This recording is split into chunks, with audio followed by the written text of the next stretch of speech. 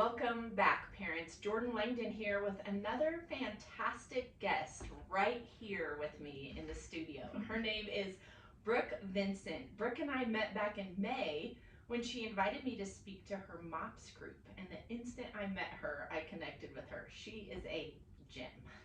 So let me give you a proper introduction, Brooke. Guys, Brooke is a wife and mom. She's married to her best friend of 8 years and jokes that he is the one that really brings up the family average. I love that. She's a mom to the best 5-year-old and 3-year-old on the planet, Tucker Ames and Ellie Mae Harper. Oh my goodness, those names are precious. We're big fans.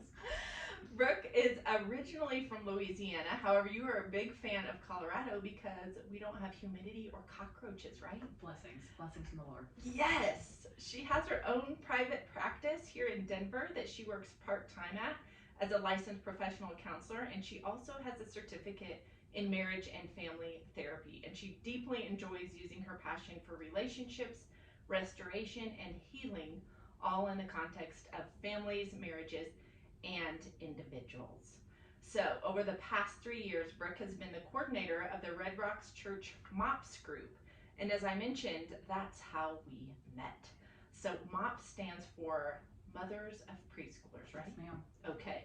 These groups can be found all across the United States. And actually, I never participated in the MOPS groups when I had young kids because I didn't know about it. Oh, that's such a shame. They're so lovely. Yes. They are.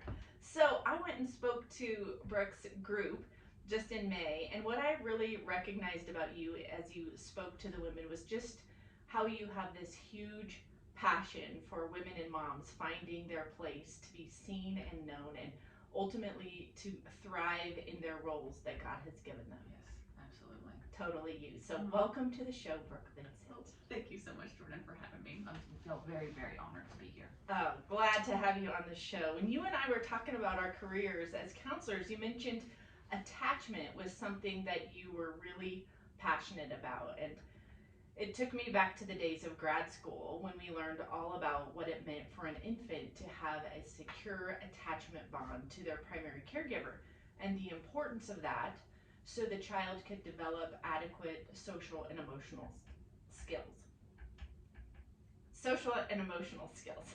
So why should we care about A, the type of attachment bond we had with our parents or caregivers, and B, care about the type of attachment bond our own babies had or didn't have with us as their primary caregivers? So I think it might be best for us to just jump in and start with your story. Like, where does your passion for attachment come from?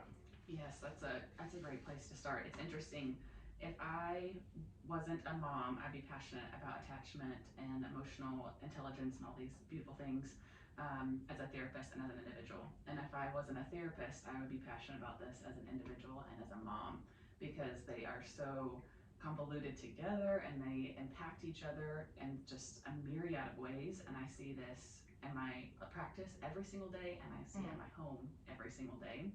And as a lot of us in the therapist field, we don't come to it because we had just picture perfect childhoods. Yes. We come with our own wounds, and that's really what motivates us to do some work and then be in the field too. So that would be true for me. I was raised by a mom and a dad, obviously, but for me.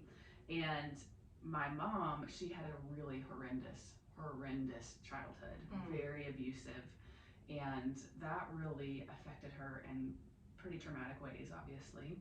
And so then as a mom, it was really difficult for her to show up as a healthy and effective and available mom. Yes. And so with that, I grew up as a child and all the way into my young adulthood, honestly, really believing that my mom didn't love me. She just was not capable of showing up in a loving way and providing that kind of loving, supportive relationship. Yes. And that's a really simple line to say I didn't think my mom loved me. But when you're on the receiving end of not feeling loved by your own mother, it's pretty devastating, to put it lightly. Yes. And so I came out with this narrative of my childhood that I was unlovable and it was my fault. Because we'll talk about this later, but kids, we're egocentric, so everything kind of comes back to making sense of it within ourselves. Yes. And so even though my dad did the best that he could to reinforce that I was loved, that relationship really impacted me. And so getting then into grad school to become a therapist, that's when I started learning about attachment. I'd never heard about attachment. I had no idea what it was. Sure. No idea the categories or anything. But through learning, I could kind of put the framework and context around what I experienced and what I didn't get, and realize that there's secure attachments and then there's a couple different types of insecure attachment. And I was most definitely avoidant coming out of my childhood. And so that was kind of the first, like, oh my goodness, this is really important. This impacted me deeply. And then got married, and then, we were talking about having kids. And honestly, I was pretty scared to have kids because I didn't have a model. And I would tell my husband, I don't want to do what my mom did to me. If I'm going to do that to kids that I have, I just rather not have them. Yes. And I think oftentimes when you have a really mentally ill person in your family system, it kind of serves as an insulator and barrier to the community around you because you're in survival mode so often and chronically. Yes. And so I didn't have these like deep family friends that I could look up and be like, oh, she was a great mom, or that's my example. I had no idea. I had no idea what a mom looked like. So that was your normal. That was my normal. Yeah, and I remember hearing stories from friends about what their moms would do and just be like, what? That's what a mom does. Right. I had no idea they would show up for you that way or care for you in that way or talk to you that way. No idea. And so I was really, really scared. And luckily, my husband, he was like, we should really have kids. And so the Lord was just so kind and totally made that apparent that was what he had for us. And I had done some therapy before, but having your own baby, there's nothing like that, at least for me, to motivate you to do your own work. And I realized pretty quickly the first months of my son's life that I was really parenting from a place of fear. And I remember telling my therapist, if I don't overcompensate for who I am, I'm going to mess him up. Wow. And that's an exhausting place to parent from. Yes. And it's already exhausting to parent. So I got myself back into therapy and did a lot of work. And I don't know if anyone will resonate with this too, but I also remember telling my therapist, I know my childhood was bad. I know things were rough with my mom, but it wasn't that bad because look at me. I'm doing okay. Yes. I have a great husband. I have a great career. I have great friends. I'm not, in the depths of life right now. I'm doing fine. So it can't be that bad. Sure. And it was a lot of kind of invalidating what I had been through. And through that, she was kind enough to help me, like, okay, no, it was that bad, and it's really important that we honor it so that we can move forward and heal and show up as the mom and person, wife, friend that I want to be. Yes. And so that's why I'm passionate, because attachment is so deeply impactful on how we show up in this world. And I mean, it literally changes our brain structure, the way our attachment with our caregivers. And so I see it every single day in my private practice, whether it's repair work or helping parents show up differently. And I see it every single day with my kids. And so because the impact is so profound and far reaching, my passion just continues to grow as I continue to try to be aware of it. Wow. I didn't know that depth of your story because we have just met recently, but I can tell that you are just such an insightful person. Like the fact that you are in grad school and are like reading about this and learning about attachment theory and able to go, whoa, I see myself in this, in my relationship with my mom, and I recognize that I'm afraid of becoming my mother in essence. Oh yeah. But at the same time, like, I have this man that I've met, I want to get married, he says he wants to have a family, and so you could have been at a crossroads. You could have been at a crossroads where you went, no, I guess I'm out. Yes. Like, this is too scary, this is too much, or let me lean in.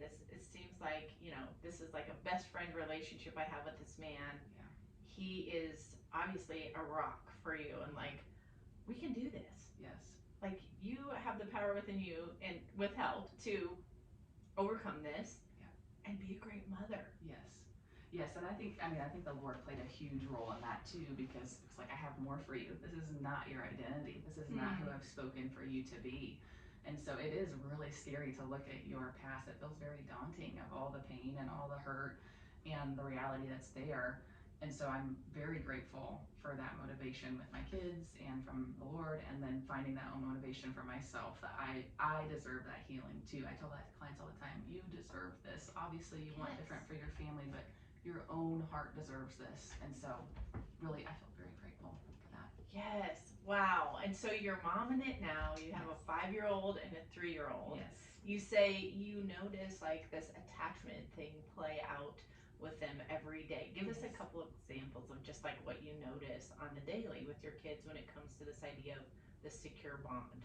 Yes. Oh man. That's such a good question.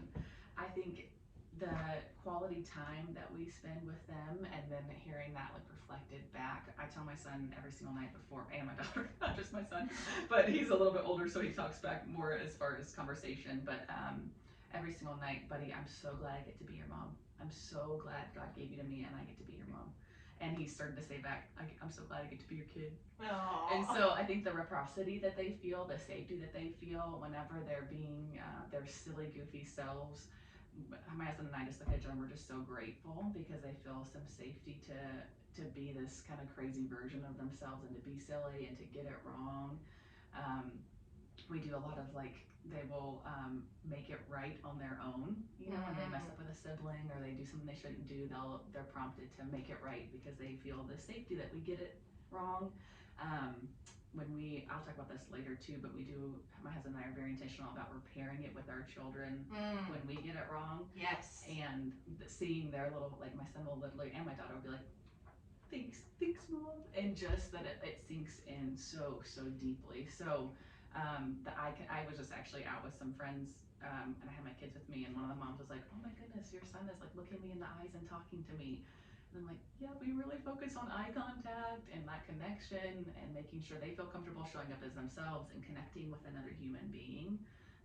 Those are really basic ways, but it plays out in really small ways. It's also really huge, impactful ways too. Yes. And I love how you talk about, just at home, how you spend quality time with them, right? Like you're intentional about the quality of the time that you're spending with them. Yes. And like the buddy, like let's eye to eye here. Yes. Look at me. Yes. Right? Yes. And I imagine that they've then learned how to observe, in social settings, what's happening with eye contact and body language and the tone of voice. Yes. Which honestly you think, well, everybody knows that. Everybody recognizes that, but that's not true. That's not true. Yeah. When I started the show and talked about secure attachment being like, if you have a strong bond with your primary caregiver, you're going to have the skills of social and emotional, development and like this ability to learn how to do this stuff. Right. That's really important for relationships so that you have a healthy relationship with your friends, right? With your coworkers. You can handle making a mistake, like you said. Yes. Ability to self-regulate your own emotions, to pick up on the emotions of other people, to feel safe in proximity of a relationship and also feel safe when you're alone. So, I mean, secure attachment has so many impacts. Yes. Talk to us a little bit more about secure attachment, what that looks like. And you mentioned, I've heard you say the word safe relationship, like having that trusted bond with someone, which is what gives your kids like the freedom to be silly and try things out in front of you because they feel bonded, right? Yes, absolutely. So yeah, when we're talking about secure attachment, we're really talking about the nature of the relationship. And you and I kind of talked like attachment is a deep world, and there's neuroscience involved, and there's a whole bunch of stuff here. And for the nature of this conversation, we're just kind of talking on like a practical, real life kind of level here. And so yes, that secure attachment is your kid feeling safe. There's a felt sense of safety. It's not enough to know that I'm safe. I actually feel safe and comfortable in your presence. My nervous system is calm so that I can optimally develop in your presence. There's a felt sense of love. So when I'm with clients, I'm learning about their childhoods. I'll often ask them, tell me how you knew you were loved in your family. Yes. And it's amazing the answers that I will get. Some people will be like, oh gosh, my mom told me every single day, I got hugs. They showed up to my soccer games. They were always there. I could talk to them about anything. I'll hear that a lot. And then other people will be like, what do you mean? And I'll say, okay, well, did you feel loved in your family? And they'll say, well, yeah, of course I was loved. I'm like, okay, that's a great place to start. Tell me how you knew that. And they'll give me a blank face. Yes. And I'll say, okay, well, they're like verbal expressions. Did someone say I love you? Did someone look you in the eyeballs and go, I'm so glad you're mine. I just love who you are. And I will often get like, no. I mean, every once in a while, maybe they would say I love you. Okay, what about like physical expression? Did they hug you? Did they cuddle you? Was there kisses? Tell me. No, we weren't really a touchy-feely family. Okay. And so they have a knowledge that they were loved, but it's not enough to know you're loved. Yes. And I think we kind of complicate this, but I think about in our own adult relationships. If my husband tells me once 20 years ago that he loves me and never tells me again, I might have knowledge that he loves me, but I sure don't have a felt sense, and my relationship is deeply impacted by that. So that like felt sense of presence and attunement has to be there. I will tell clients a lot, we can't take care of what we don't know. And so there has to be attunement happening. And you kind of spoke about infancy, and you'll hear with attachment a lot, like the needs need to get met. And that's very true. And the baby cries, the mom goes over and soothes them, feeds them, changes their diaper, helps them get to sleep, all those things. But it's not enough just to get basic needs met. There has to be more there. And also, it's interesting, attachment has nothing to do with love. Certainly, if you have a secure attachment, you felt love, it has to be there. But you can love your child to pieces, but if there isn't all these other things at play, that's actually not the predictor of secure attachment. Ooh, okay, you got to take us down that road. What is the predictor of secure attachment? Well, what other things need to be present? Yes. Well, kind of what we're talking about, but they need to have their needs attuned and met to. It needs to be a safe place to be themselves, and there has to be presence. And again, that felt sense of safety, felt sense of love. When they're sad, they're allowed to be sad, and there's comfort there. When they're hurt, someone is responding to them. Someone is curious about their internal world, their external world. Again, it's like we could talk about, and you and I mentioned this beforehand, that sometimes it can feel really complicated, but you and I were mentioning they just need you. Yes. They just need you, and they need you to be you with them, and that means slowing down, looking them in the eyeballs and being present, and then reflecting on that yourself and reflecting it back to them. Yes, so uninterrupted time. Yeah. Put the phone down. Yes. Connect, ask them what's going on with their day. Yes. Right? Like you said, when they're hurt, comfort them. Yes. Let them be upset. Yes.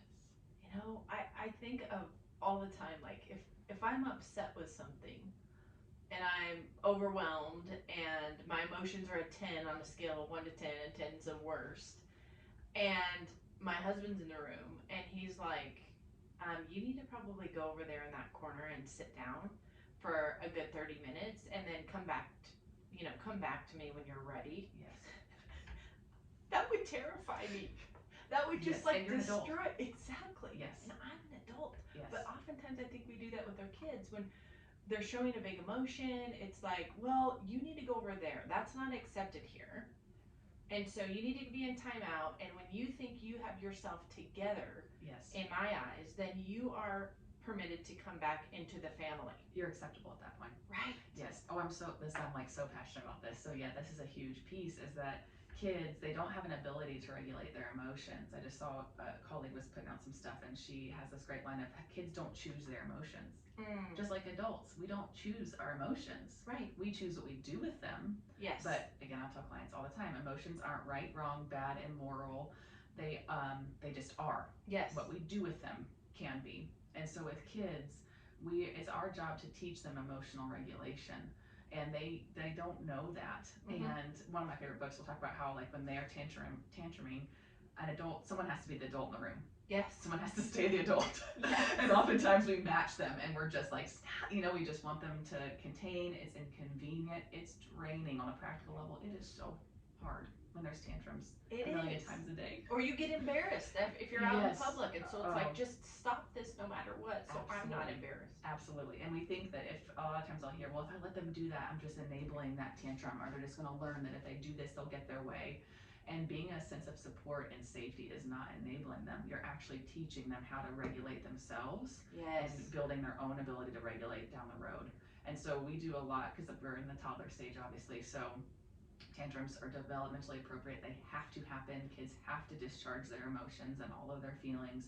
And tantruming and giggling are the two ways they do it. Oh, yes. And so we'll do a lot of like giggling time too. But we'll do like, hey, I need you to put your fire truck away. It's time for lunch. And it's tears instantly. And so we'll go, oh, you feel so sad. It is so hard to put away that toy that you love. It's so hard. You feel so sad. And what we're doing is we're teaching him to identify his emotions. And then we're saying, yeah, it's okay. It's okay. He still has to eat lunch. Yes. We still have to eat lunch. We still have to put our fire truck away. But we are with him along that way. Do you need a hug? Let's take a deep breath. Or my son will, when he's angry, he will like shake his fist. And I'll say, oh, buddy, I can see it. Your fists are all balled up. You're so mad, aren't you? Oh, I can see that. Hug. It's amazing. It's amazing what that will do to diffuse. Yes. Their kids. And I was talking to my husband this morning and got permission to share this story, because I will share another story later that's when I got called out by my 3-year-old. Oh, so that was super fun, but it was really fun. But there was one time, this is just a really good example. There was one time my son, he was very obsessed with this Nike tracksuit. Yes. He was like, well, my goodness, he wanted to wear it every single day. And it was getting very faded. It was black, and it was getting very faded very fast because he wanted it and I had to wash it. And at one point, he had worn it so many days in a row that it was like literally starting to smell. And so we're like, but we gotta throw it in the wash. Yes. We got to. And so my husband was like, hey, Tuck, can you take that off? I need to wash it. And instant meltdown. Oh, yeah. And Anthony, as I do many times, and as everyone, that day was just like, buddy, I just need to wash it. It will be 2 hours. I promise you'll get it back. He's meeting him with logic. Right, and, right. Yeah. And Tuck is just losing it. And so Anthony steps out of the room, and he was sitting on the stairs, and I just go sit by Tuck, and I said, you feel so sad to leave your Nike tracksuit, don't you? You're gonna miss it, and it is so hard to be away from it. And he just, yes, mommy, and just dives into my lap. Yes. And so I just sat there and held him, and I'm like, oh, buddy, it's so hard. You're feeling so sad. You're gonna miss it so much. You love this so much, don't you? I do. It's my favorite, mommy. Yes. And then I sat with him, I think, for 5 minutes, and then he was calm, and then we could take off the tracksuit and wash it. Yes. And so there's I actually don't remember where this quote is from, and I will probably butcher it, but there's this beautiful quote about, if you want your kids to come to you with the big things later in life, you need to be a safe place for them to come to you with the small things in the early years, because to them, they have always been big things. Yes. Thank you for saying that. And the beautiful example of you giving your kids the words. Giving them the language. It's so important to call these emotions what they are. You're so sad right now. Yes. This is so hard for you to be separate and apart from your tracksuit or your fire truck. Yes. And it's not silly. I think a lot of parents would be like, oh my gosh, you are babying them. That is ridiculous. Yes. And I don't have time for all that. Exactly. And it's like, you gotta make time. You do. Because you'll be paying for it on the back end if you don't make time now. You will. Yeah. I have a 17-year-old son. Yeah.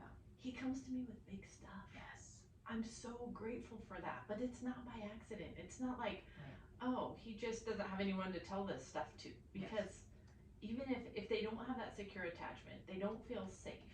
Yeah. They don't feel like they can come to you with something without judgment or instant criticism. Yes. Which often breaks that bond, right, Yes. with your kid. If you're constantly going, oh, you don't look good in that, or don't sing like that. That's embarrassing. Right.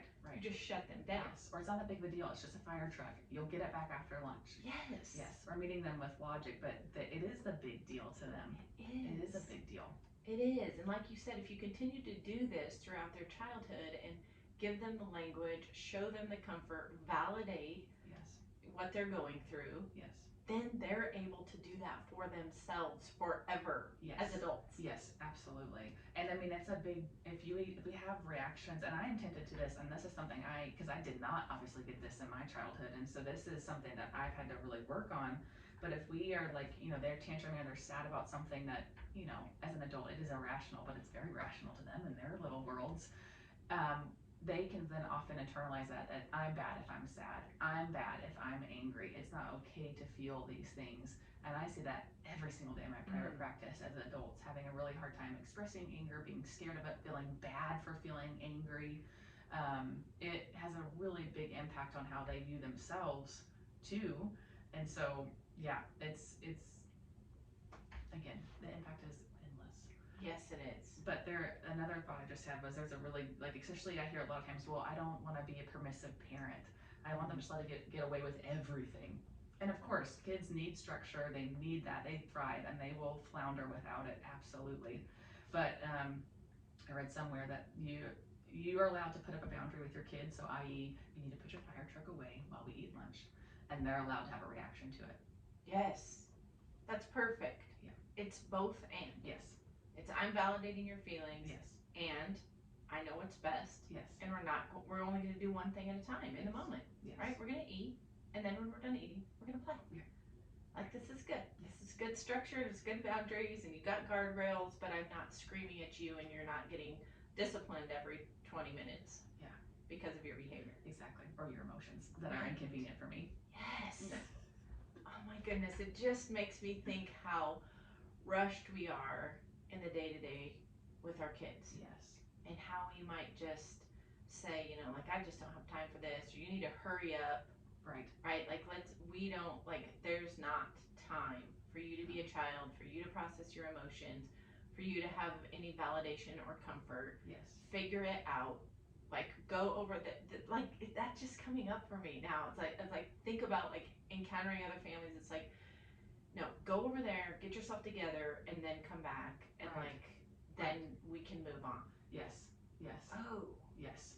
Well, and yeah, one of the books that I love talks about how when we are kind of hardening our own hearts to them, like, I can't deal with you right now, just go, you know, and we like let our toddler who's absolutely visibly losing their mind just cry because I can't handle you anymore. We have to harden our heart towards them in order to shut off. We Ouch. do. And they feel it, and then we feel it. Yes. So, but to your point, it's exhausting to stay in the fight and to be in the tantrums and to not let your heart shut off, because it's easier to just go, I don't care. I can't deal with this. I don't have time, whatever it might be. Or there's a big thing with, like, the expectation that you should be able to control your children. That's a whole nother thing. Yes, it is. So, but to respond in anger, it is a quick fix. I can shut you down, I can shut you up, I can do whatever it is quickly with my anger, but you're compromising the connection. Totally compromising the connection, which is that attachment. Yes. That's that bond that they need in order to be able to develop and have healthy relationships. Yes. Which is why in our house we don't do timeouts, we do what they call time-ins, or I call them like time adjacent, because they sit where I can see them and they can see me, so that they can calm down and I'm talking to them, but I'm not going to punish you with a break in our connection. Ooh. That's not going to be a punishment. We're going to be here and we're going to take some space maybe, yes, but the connection remains. Yes, I'm still here. Yes, I'm not going anywhere. That's right. Yes. You're not having to go to your own place, and I'm not going to leave you and then tell you, well, I don't know, I'll come back when I feel ready. Exactly.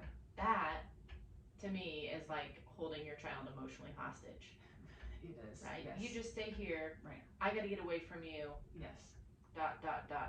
Yes. And they're going, when are we gonna come back? Do you care?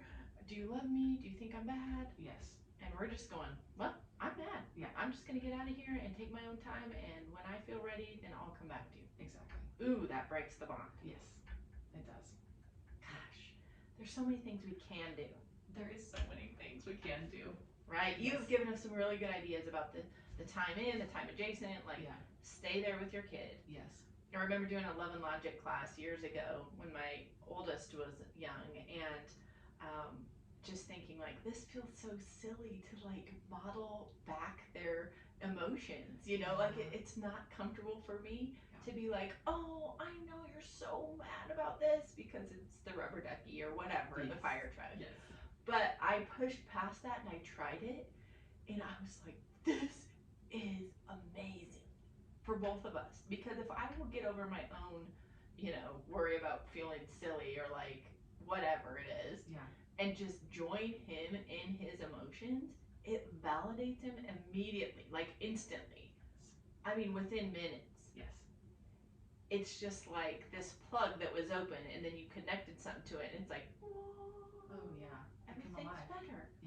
And so what you think would be like making it go on and on and on, if you match them in their, and validate them, it's the opposite. Yes.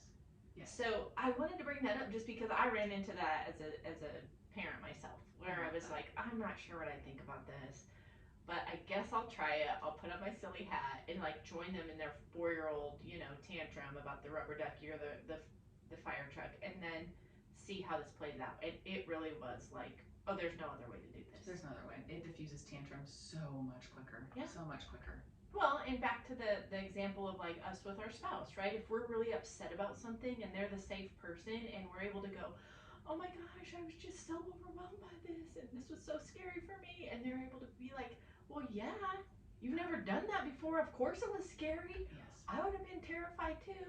It immediately diffuses. You're Absolutely. like, oh, I feel connected. I feel safe. Yeah. We trust each other. Yes. This is good here. Yes. I'm not alone. Yes. Yes. Oh my goodness. Yes. Such good stuff. Oh yeah. Well, tell me about the phases, or how would a parent recognize if their kids were in one of the what do you call it, like insecure attachment phases, and what are those? One of them you said was avoidant. Avoidant. Yep. Right. Yep. And then there's anxious attachment. Okay. And then there's disorganized, which is a combination of those two. Okay. And yeah, I mean that's a loaded and great question. I would say if you're worried about this with your own child, to a disclaimer, you can earn secure attachment. All hope is not lost. And also to give, because as we're talking about secure attachment, it can feel overwhelming as a parent. You're like, oh my goodness, I have to meet all these needs all the time. And I think the Lord is just so kind, because you have to be attuned and have like that kind of attunement syncrasy, if you will. Yes. That's not a word, but I just made it one. 30% of the time for secure attachment. 30% of the time. Oh. So there is, because we're not going to get it right every single time. I'm not going to respond in this empathetic way every single time. But 30% of the time feels much more manageable. Oh, I love that. So there is hope there. But if you feel that disconnection in your child, if you feel a lack of connection, if there's a lot of defiance, if there's a lot of withdrawal, that could be a good sign and a good indicator. That's different than like, oh, my kid likes his alone time. My son is like that, where he really enjoys his alone time, and that's different than being withdrawn from the relationship. So a lot of times when there isn't that kind of secure relationship, we see a lot of behavioral problems, a lot of acting out, trying to get attention, the need for discipline every single second, or punishment. If you're doing punishing with your children, that's a whole other soapbox, but that can really compromise the bond. Okay. So yeah. So those are things to kind of put through the filter and say, is this happening at my home? Yes. If it is, don't panic. Yeah. We just said that, like, you gotta, be able to do this 30% of the time. Yes. We can do that. Yes. Even with just the tips that you've given us today in this one episode, like, you can connect with your kids. You can name their emotion. You can give them a hug even when you feel like not giving them a hug. Like, yes. You can be there for them and build these bonds back. Yes. And I think with that, if I can just talk about quickly repair, because we talked about this before, that would be something like, do I repair with my children? And if that's not happening, that would be my number one. Add that into your family life immediately. And I'll give you a funny story because I have to repair all the time. I do for a living, and I have to repair all the time because we're human. We're human, and that's like, oh, thank goodness we're all human. But what this looks like, some people are like, well, what does that even mean? This was probably a couple months ago. In our kitchen, we have kind of like a cabinet. It's like a lazy Susan, so it spins. You know? And Ellie Mae just loves to spin that thing. Oh, I bet. Yeah, doesn't matter that there's like plenty of toys on the floor right next to her, but she wants to spin that thing. Yes. And I am a caring mother, and I don't want her to do that because I don't want her little fingers to get smashed. Sure. So I've told her many a times, hey, Ellie Mae, let's not play with that. So this particular day, she was spinning, and I'm in the kitchen cooking, and I'm hurried. Yes. So I'm already compromised at this point. And she's playing with it, and I ask her multiple times to stop playing with it, but I'm distracted, so I'm not getting on her level and going, hey baby, let's go get another toy, I'm worried about you, like, yes. So then, lo and behold, she smashes her fingers, and she's crying out, and I respond, Ellie Mae, what is going on? And probably a little stronger, Oh, than yeah. that in the moment. And then I look at her, and her tears are crying, and so I walk over to her and pick her up, and she said something I couldn't understand what she said. I just heard the word mean, and I said, who's being mean? And she said, you are. You're talking to me unkind. In that moment, I was just like, you got me. okay. And I had two choices. I could either say, well, I told you not to spin that table, and you did, and that's what happened to you, and mommy's mad. Or I could go, and this is thankfully the Lord was there with me in that moment, and I did, and I said, Ellie Mae, give me your eyeballs. And she looks up at me, and I said, you are right. Mommy did speak to you unkindly, and I am so sorry. What I should have done was take a deep breath and get my body calm before I spoke to you that way. Yes. And I'm really sorry. Will you forgive me? Gotta ask for that. Yes. And she said, yes. And then we could hug, and I could say, let me see those fingers. Are they okay? Can I give them a kiss? Yes. But that's the repair. Hey, I didn't get that right. I shouldn't have spoken that way. I shouldn't have said that. I shouldn't X, Y, and Z. I'm so sorry. Will you forgive me? Yes. That's it. That's it. But the rupture repair cycle is actually a hallmark of the secure attachment, because we're going to have ruptures in a relationship. Every single human relationship, friendship, spouse, all of that, rupture is going to happen. Yes. It's the repair that is the key to it, that I know that the goal here is that we treat each other with respect and kindness and safety. Yes, So 100%. I'm so glad that you mentioned that and gave that personal example. Thank you for sharing that. I could give you 4 every day, probably. Yes, yes, absolutely. But I think, one of the barriers parents have to apologizing to their kids and calling themselves out is that they have this irrational belief that that is going to diminish their power. Yeah, you're totally right. Right? That I no longer have authority if I tell you I've done something wrong. Yes. You're going to look at me and not trust me anymore because you're going to think that, oh no, I mess up. Yeah.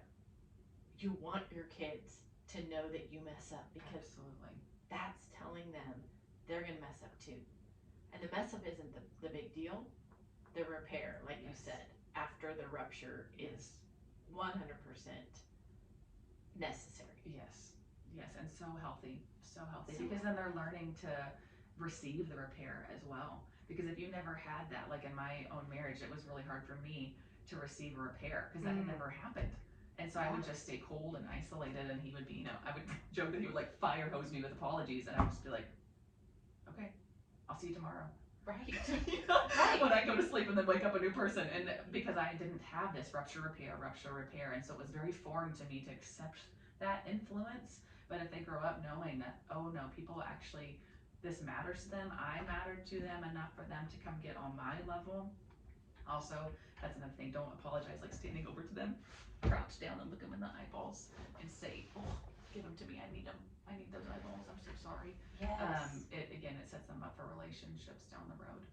You're modeling to them, again, giving them the words. Yes. Giving them the demeanor. Yes. Right? Getting on their level so they start doing. And then you see them apologizing to their sister. Right? Yes. Where you're like, oh, this is so cool. Where did they get this? Oh, wait, that's how we do things here. Yeah. Right? It just pairs so well with this whole podcast and our philosophy at Families of Character, because it's all about just putting like an ounce of intentionality in your parenting and your relationship with your spouse as co-parent, right? Like just these little tiny things that if we take 30 seconds to apologize for, or 5 minutes to sit with them when they're crying and validate their feeling and say, yeah, I get it, this is tough. That just lays this foundation for this beautiful future for them.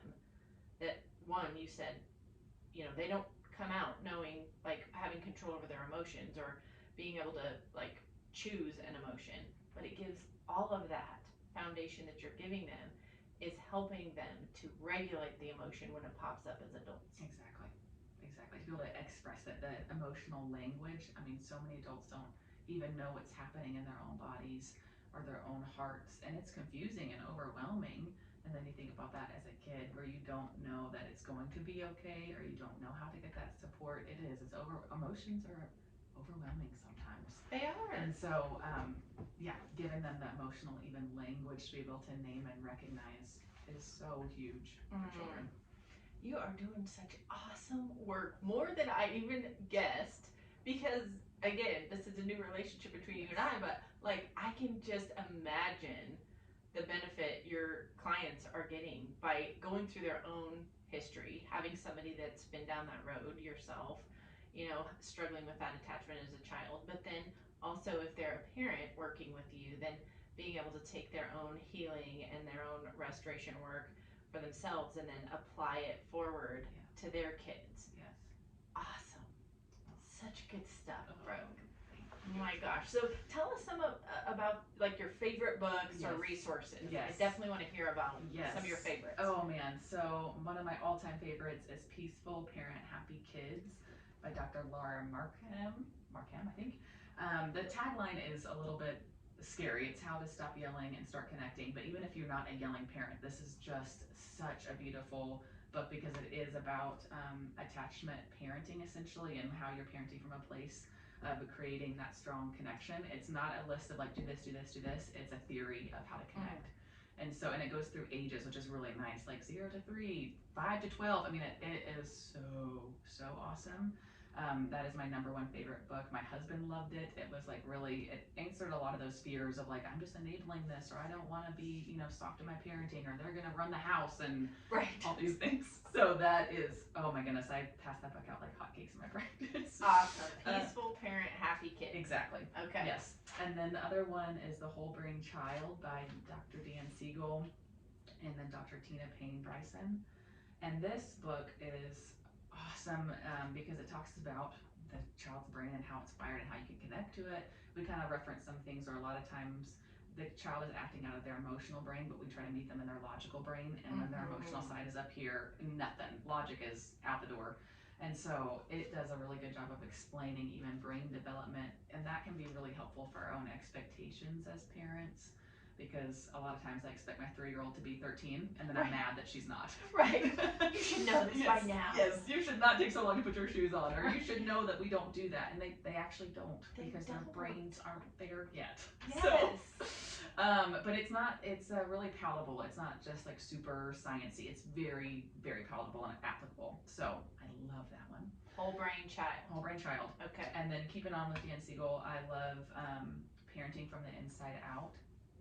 And this is really what we kind of talked about. If you didn't, you know, like for me, I didn't come from a childhood that I felt set up for success to be the parent I wanted to be.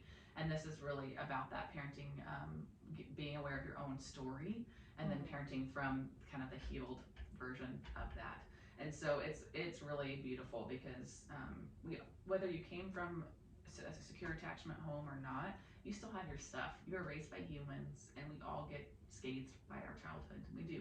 Yeah. And so even if you feel like, oh man, I had it really good, I really do feel like I have a secure attachment, there's always stuff there. And so that I just love that book.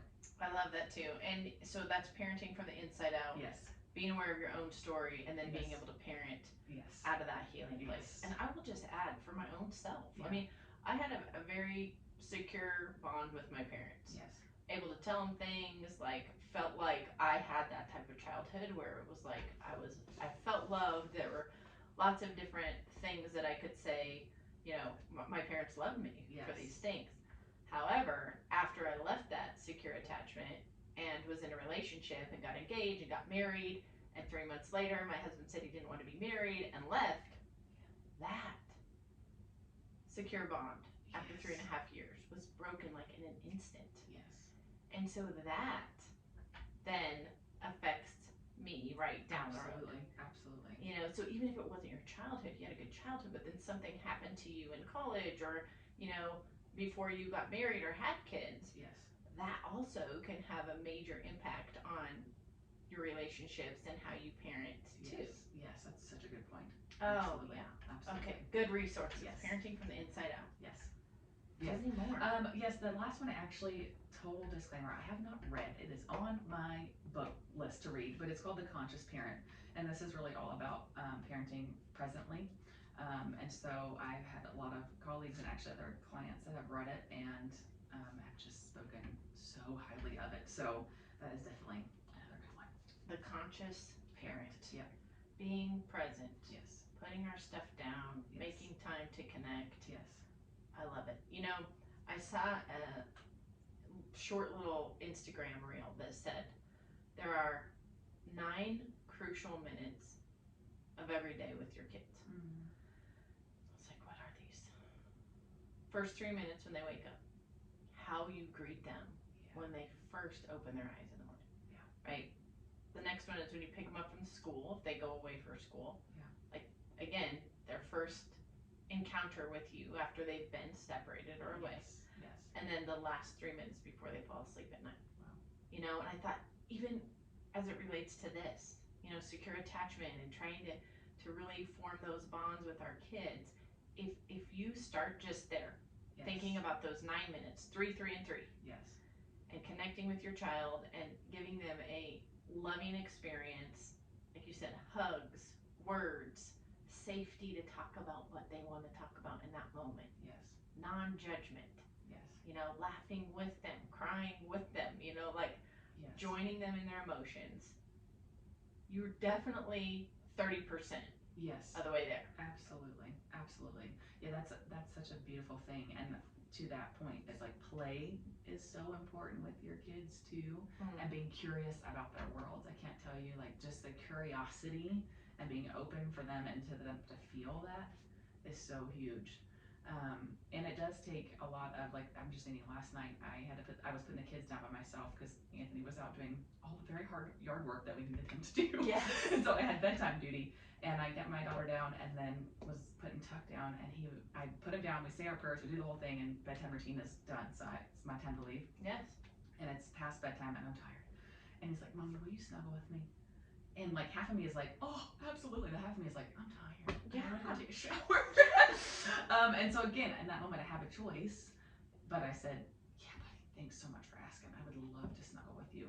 And he was a different child when I walked out of that room from when he walked in, just because I got to hear about his internal world. He was telling about memories that he has. I mean, just sitting there with him. And so it's sacrifice, but it's their hearts and their worlds, and it's such a worthy sacrifice that you see the output of.